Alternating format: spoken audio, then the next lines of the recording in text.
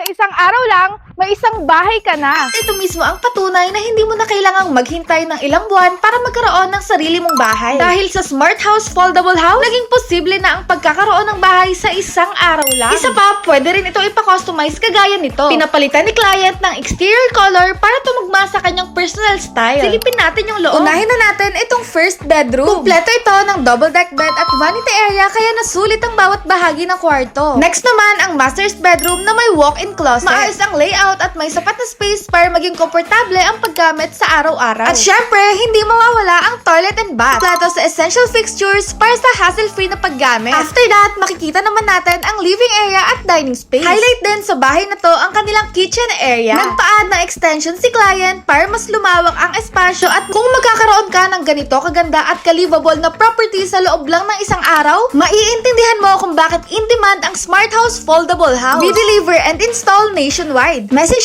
us today.